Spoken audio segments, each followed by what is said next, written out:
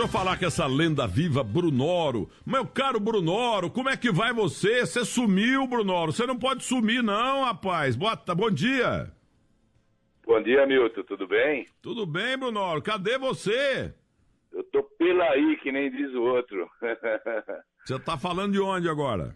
Agora eu tô aqui no litoral. Tô aqui com meu filho aqui, que é aniversário dele. Parabéns pro moleque. Como é que chama? É o Franco. Mas não é moleque não. Já deve ter uns 30, né? Não, 14 anos. 14, acertei pela metade aí. Mas Brunoro, você que tem uma história fantástica no futebol, Palmeiras, Parmalat, você tem uma história maravilhosa no voleibol, no esporte em geral nesse país, um sujeito que nunca teve problema com ninguém. Queria saber o que você está fazendo na vida. Bom, até um mês atrás eu estava trabalhando no Desportivo Brasil como presidente. Foi um time comprado pelos chineses. Eles compraram do Ávila, né, o Desportivo Brasil, faz 2 anos. E pediram para mim fazer uma reestruturação. Então eu fiquei 2 anos lá em Porto Feliz, numa estrutura maravilhosa, e fazendo esse trabalho de implantação do trabalho lá dentro do Desportivo e também a integração das categorias de base do Shandong Luneng aqui no Brasil, treinando aqui no Brasil dos chineses. E dei uma assessoria também no Delta São Francisco, lá em São Francisco, para montar o departamento de futebol, e que acabou sendo campeão da 2ª Liga também lá. Então eu fiquei um período nos Estados Unidos e outro período aqui em Porto Feliz, trabalhando para os chineses, né? E agora eu tô fora, agora vou ver o que eu vou fazer. Eu gosto muito de Porto Feliz, a terra do meu inesquecível amigo Mauro Nóbrega, o melhor Mauro com o qual eu trabalhei, viu? Porque eu trabalhei com o Mauro Cabeleira aqui, acabei não gostando muito dele não, mas do Mauro Nóbrega de Porto Feliz eu gostei muito. Escuta, o Porto Feliz, a primeira cidade brasileira a me dar um título de cidadão. Eu tenho mais uma cacetada de títulos e com o maior orgulho, a última foi em Juruá agora, lá em Minas Gerais. Eu queria saber o seguinte, o Desportivo Brasil que o J. Ávila inventou, vendeu para os chineses não fecharam não, né? Tá funcionando ainda. Não, tá funcionando, sim. Eu saí agora que meu contrato terminava, fiquei 2 anos e eu resolvi respirar novos ares aí, criar outros projetos. Então faz 1 mês e pouquinho que eu saí, mas não fecharam não, tá dando sequência.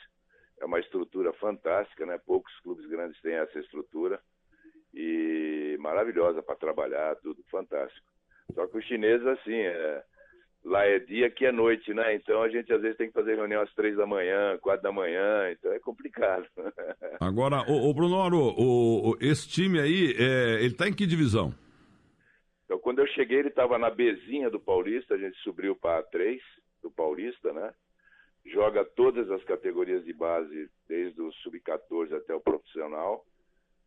Sempre com resultados excepcionais. A gente tem vários garotos já chamados para a Seleção Brasileira de Base. A gente implantou um trabalho lá bem parecido com que a gente fez com o PAEC Audax, né, com o Pão de Açúcar Audax, e joga A3 do Paulista agora. Agora, ô Brunoro, mudando de pato para ganso, você que participou tão ativamente na vida do Palmeiras também, qual é a diferença entre Palmeiras Parmalat e Palmeiras Crefisa? Tem uma diferença básica aí, né? Principalmente porque o Palmeiras, a Parmalat praticamente fazia a gestão do departamento, não era só um investidor, ele fazia a gestão do departamento, que a gente chamou de cogestão, né? Fazia uma gestão compartilhada, e a Crefisa é um investidor, né? Puramente um investidor e patrocinador. Quer dizer, ele não participa da gestão, né? Então, essa é a diferença básica, né? Porque é uma briga, né, no Palmeiras para ver qual foi o maior time da história. Tem um de 59, né? Ganhou o Super Campeonato Paulista do Santos com Pelé e tudo, empatou 2 primeiros jogos, ganhou o 3º de virada, gol do Romero, Valdir de Djalma Santos, Valdemar Carabina, Aldemar e Geraldo Escoto, Zequinha e Chinesinho, Julinho Botelho.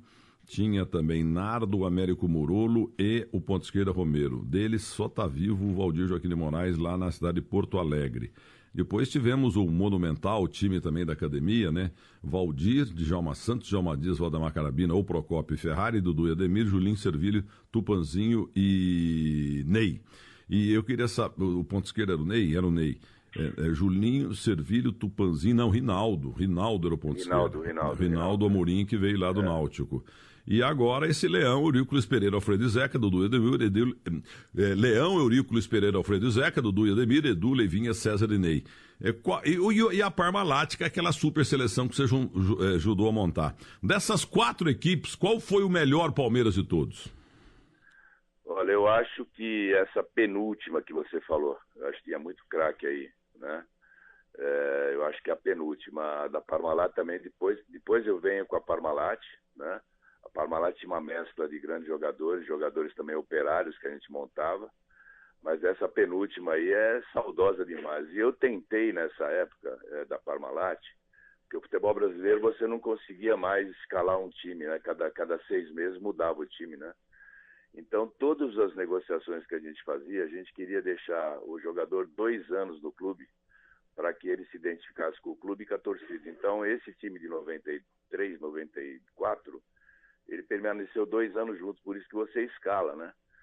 Coisa que não acontecia mais no futebol brasileiro. Como a Parmalat ela queria muita performance, e eu também vinha do voleibol diretamente para o futebol, então com esse sentido de conjunto, a gente procurou sempre manter o jogador 2 anos antes de ser vendido para que pudesse ter essa sincronia com a torcida.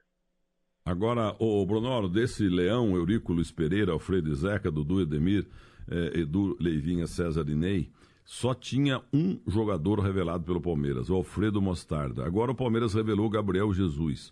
Por que o Palmeiras revela tão pouco? O time da Parmalat é todo mundo de fora também. Então, na época da Parmalat, a gente tentou ficar com o departamento de base, mas não conseguimos, né, para poder trabalhar. O Palmeiras tem uma diferença. Vamos fazer uma análise assim com o Santos, né? O Palmeiras cobra qualquer jogador, seja ele da base, seja ele do profissional. Então, por exemplo, no Santos, os meninos da Vila já é uma identidade. Então, o garoto entra para jogar no Santos, a torcida não pega no pé. Ele pode errar, pode fazer qualquer coisa, a torcida demora muito para pegar no pé. Aliás, a torcida do Santos adora os meninos da Vila.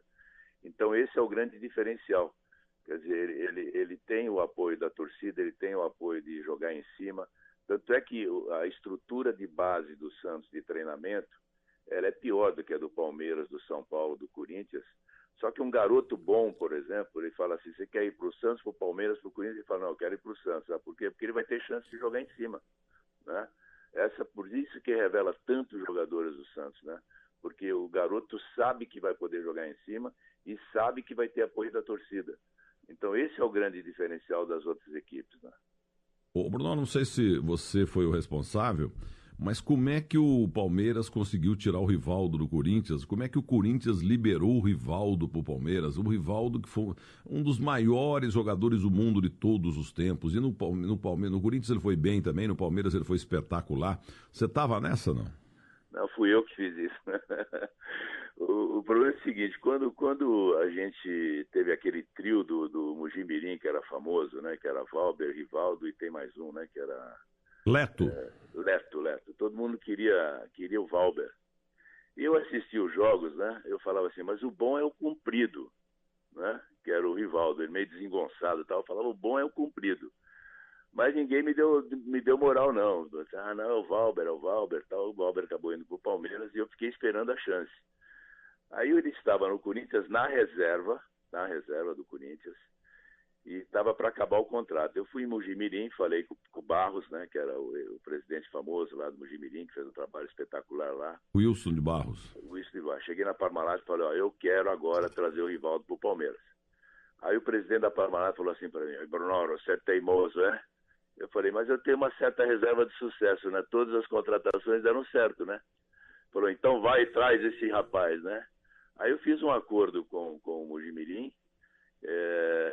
O Rivaldo estava na reserva, descontente. Eu já fiz a proposta antes e falei para não renovar, né? Mas só depois que não renovasse é que a gente faria realmente a proposta.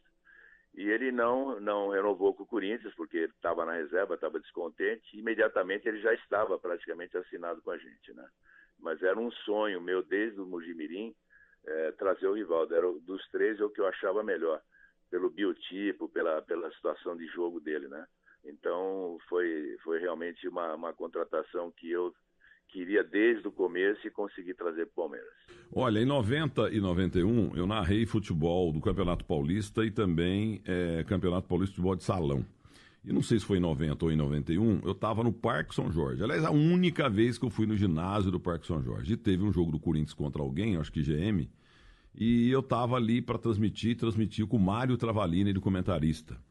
E, de repente, chegaram esses 3 rapazes do time do Mojimirim. O Leto, o Valber e um cheio espigado, comprido, da perna arqueada, parecia vaqueiro, né? Com a perna dele parecida com a do Leandro, lateral direito do Flamengo, do Tele Santana em 82. Tudo menos jogador de futebol, né?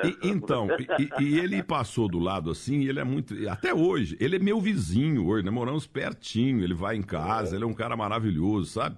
Ele tem uma casa que é uma das coisas mais lindas desse país. E aí, ele passou meio... Quando ele viu que era imprensa, ele ficou com vergonha. Até hoje, ele é muito tímido e tal.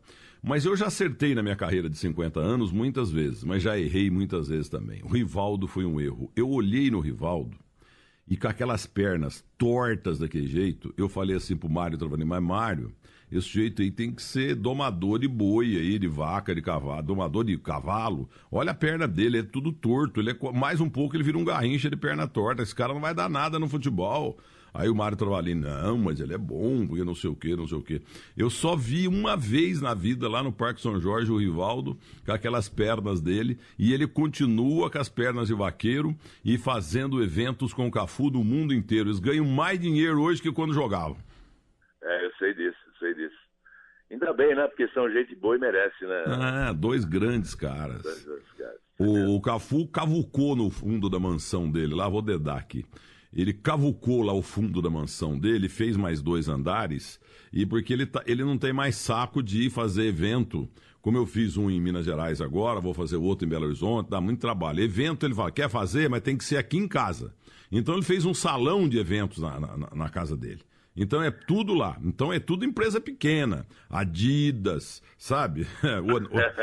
Sabe, ele leva as multinacionais lá na casa dele. E o Rivaldo é vizinho do lado também. A gente mora tudo perto lá. Mas são caras que não tinham nada na vida, Cafu e Rivaldo. Para citar só 2, né? Temos uns 200, como temos, infelizmente, uns 10 mil aí que estão mal. Mas esses 2 merecem, né, Bruno?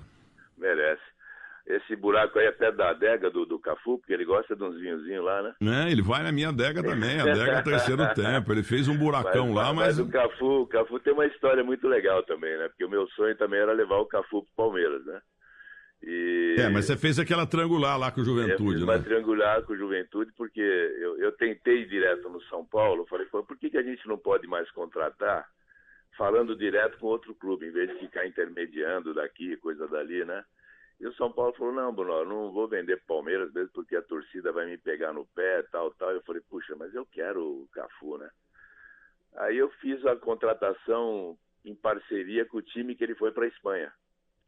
E aí, quando fizemos um contrato de 1 ano, quando ele voltou para o Juventude, que tinha uma cláusula na negociação do Cafu, que ele não poderia voltar para o Palmeiras diretamente.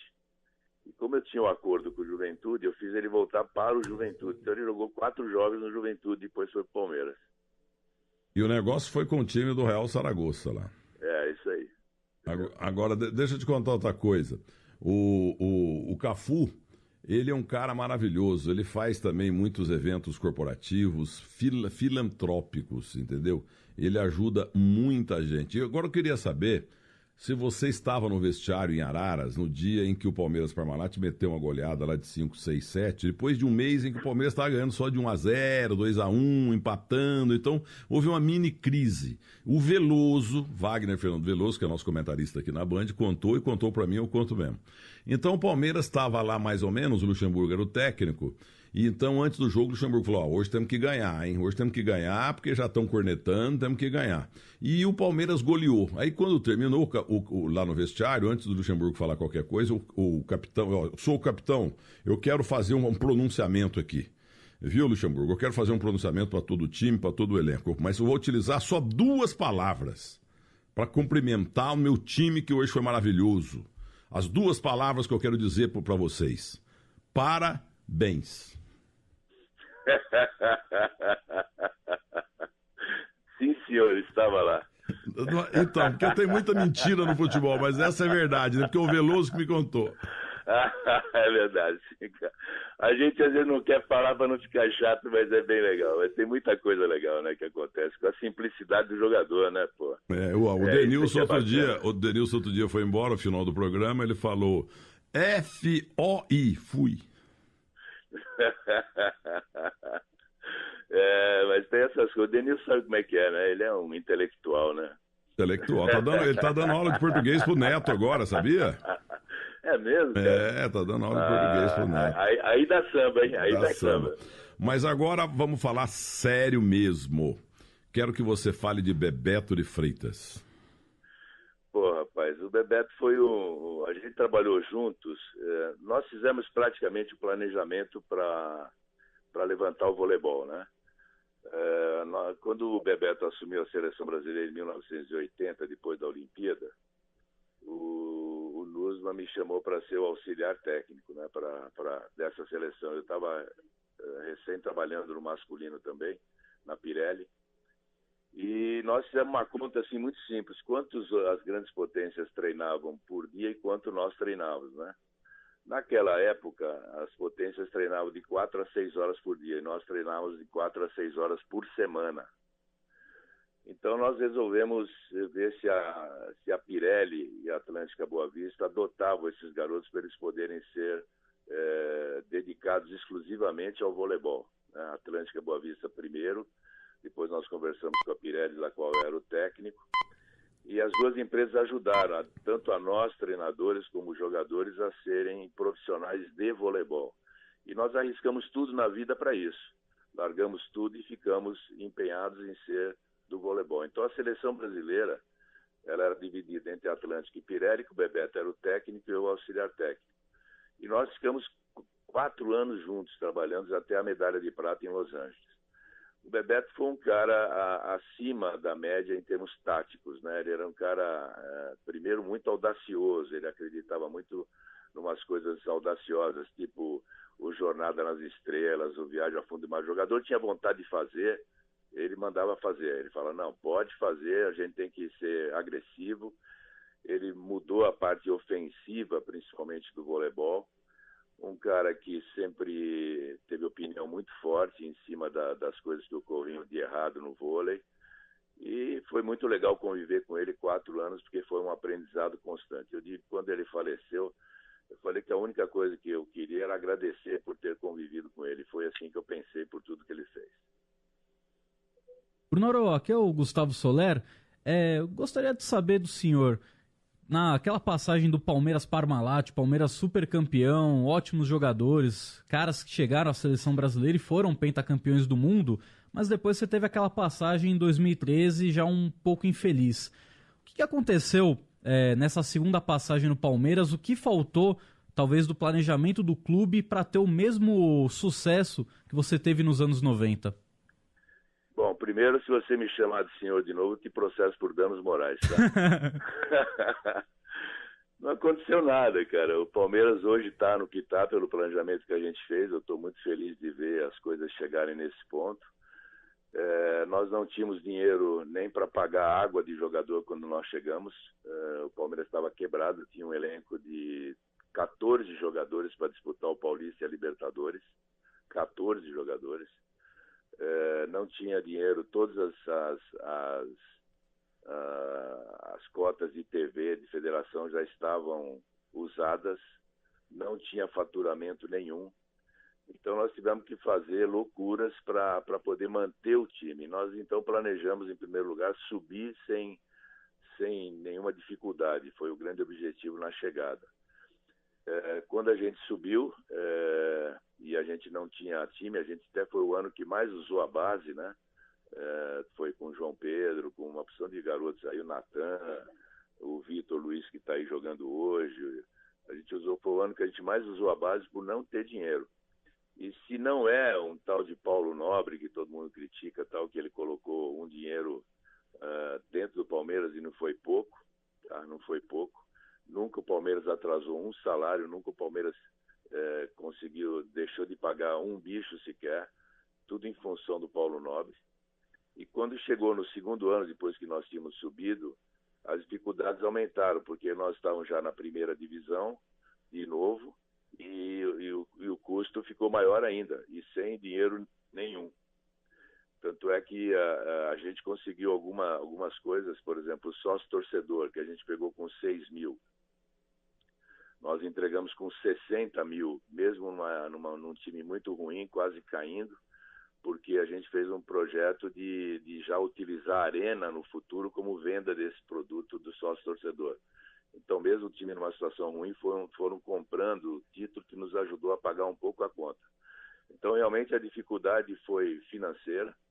Eu também não era só do departamento de futebol, deixar isso muito claro, eu cuidava de todas as outras áreas, marketing e tudo, eu era um CEO mais ou menos do clube. O futebol era para mim 20%, 30% do meu trabalho, né? Mas ficou muito forte. E ficou muito ruim para mim, porque tinha uma assessoria que não me permitia falar muito com a imprensa, né? Era uma estratégia deles e eu não tinha como explicar muita coisa, né? Então, essas coisas que eu estou falando para vocês aqui, eu não podia explicar porque eu não podia falar muito com a imprensa. Então, eu sempre fui um cara muito aberto, sempre falei com todos da imprensa a todo momento, né?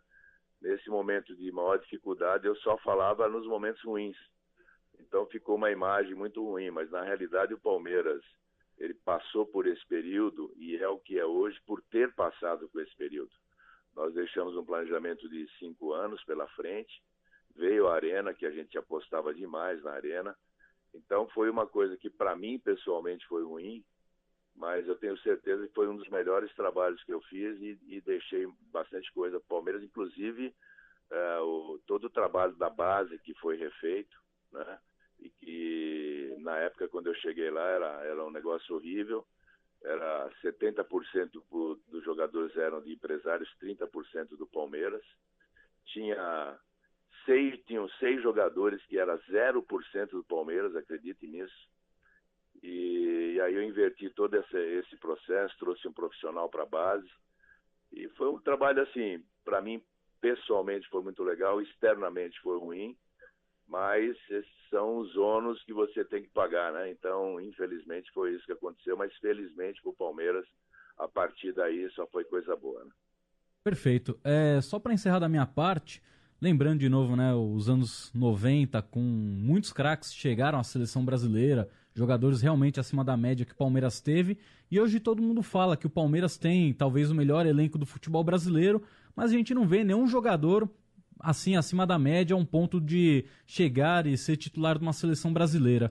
Como que você analisa o atual momento do futebol brasileiro de não conseguir segurar esses craques que saem de um jeito muito precoce, por exemplo, agora o Paulinho do Vasco, que já vai na próxima temporada para a Alemanha. Então o que falta talvez para o futebol brasileiro conseguir segurar os melhores jogadores que tem para depois, aí sim, eles com 25, 26 anos irem para a Europa, mas primeiro eles terem a identidade com o clube, virarem ídolos para depois ter o sucesso fora do país. Bom, primeiro eu discordo um pouco do Palmeiras ser o melhor elenco, né? Eu acho que a gente contratou jogadores muito do mesmo nível, né? Isso desde o ano passado. Eu acho que não tem aquele cara que você fala assim, esse veste a camisa e é o titular absoluto, né? Eu acho que falta um pouco isso. Você pode ter o Dudu, talvez o Felipe Melo, tal, mas você não tem o cara que põe a camisa e eu sou dono da camisa, né? Então isso traz muitos problemas, porque todo mundo acha que tem que jogar. E esse é um problema sério. Eu acho que não é assim o maior, o elenco mais forte. Em termos de elenco, sim, porque em número de jogadores do mesmo nível, sim. Mas em termos de qualidade, eu acho que ainda faltam alguns jogadores para pôr a camisa. Com relação à saída dos jogadores precocemente, isso a gente não vai ter no Brasil a curto prazo uma solução para isso, não. O Brasil sempre foi formador, assim como a Holanda sempre foi formadora. E a gente devia apostar aqui na marca do clube. Eu lembro que uma vez eu estava eu trouxe para um seminário que eu fiz aqui no Rio, um dirigente do PSD da Holanda, e ele falou que lá também eles não conseguem manter os ídolos, então eles tornaram os clubes os ídolos, né? Então aqui nós temos clubes ídolos fantásticos, são todos clubes centenários, Flamengo, Palmeiras, Corinthians, São Paulo. Então essas marcas deveriam ser mais fortes que os próprios jogadores. Mas em termos econômicos é muito difícil. Basta você olhar a estrutura da Champions League, que é a estrutura da Libertadores. Só aí você vê que não dá para segurar o jogador. Nós não temos um mecanismo econômico nem de estrutura para segurar o jogador. Pois não. Parabéns pela aula, muito obrigado pela entrevista também, mas agora curto e grosso. Não fica no muro, não. Igual a gente fala, qual é o melhor jogador do mundo? É Pelé, claro. Eles ficam com essa história, conversa fiada aí. O Maradona é o segundo, entendeu? É o quinto, né? Segundo ninguém, terceiro ninguém, quarto ninguém, quinto Maradona. Depois vem esses outros aí, Messi. Juntando Messi, Neymar e Cristiano Ronaldo, não dá um joelho do Pelé. Eu queria saber de você o seguinte, qual foi o maior e melhor jogador de voleibol do planeta de todos os tempos? Só vale um, por favor, Bonoro. Para mim, que eu convivi, o William. O William da Silva, santista aqui de Santo André. Eu estava em Caracas uma vez cobrindo uma cabida, a turma não falava de futebol lá. Cadê o da Silva? O da Silva, o da Silva, o da Silva. O que o pessoal da Venezuela gosta de vôlei é brincadeira, viu? Grande abraço para você. Grande abraço, Milton. Tudo de bom para vocês aí. Sucesso no novo programa aí, tá? Muito obrigado.